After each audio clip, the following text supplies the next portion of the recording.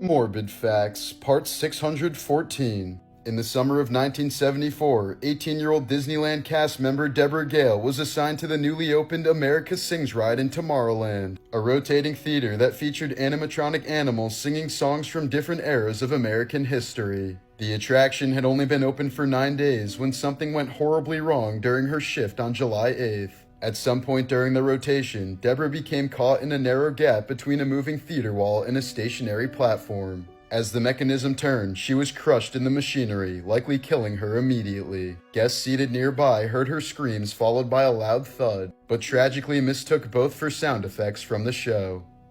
In 2009, a member of Al-Qaeda attempted to assassinate Saudi Prince Mohammed bin Nayef by hiding a pound of explosives inside his anus, an unprecedented tactic at the time. Disguised as a remorseful militant surrendering during Ramadan, the terrorist was allowed close access to the prince and even passed through metal detectors without detection. Once face to face, he detonated the device, but his own body absorbed most of the blast, killing him instantly while only slightly injuring the startled prince.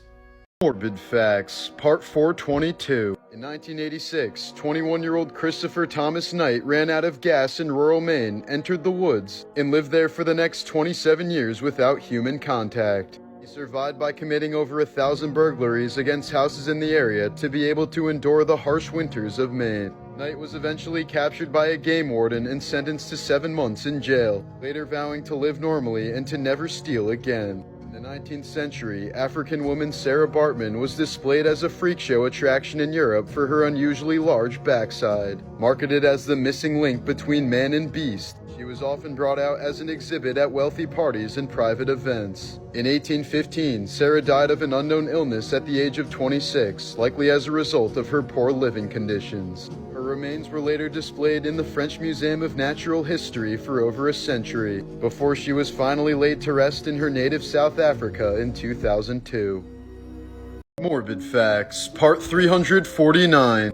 In 2013, Zac Efron was running through his house with socks on when he suddenly slipped. He smashed his face into the corner of a granite fountain so hard that it shattered his jaw and nearly killed him. He was immediately knocked unconscious, and when he woke up, part of his chin was hanging off his face. In response to more recent plastic surgery rumors, Zac claimed that his cheek muscles overgrew to compensate for the muscles that were permanently damaged from that injury. Union Army soldier Jacob Miller was shot in the forehead during the Civil War. Left for dead, he somehow woke up a few hours later and lived on for another 54 years. Mac Ray Evans was a serial killer who used to work for Caltrans throughout the 1950s and 60s. He'd bury his victims, who were mostly children, in places where he would later help build the highways on top of. Many of his victims were never found and are likely still under some of the California highways that thousands of people drive over each day.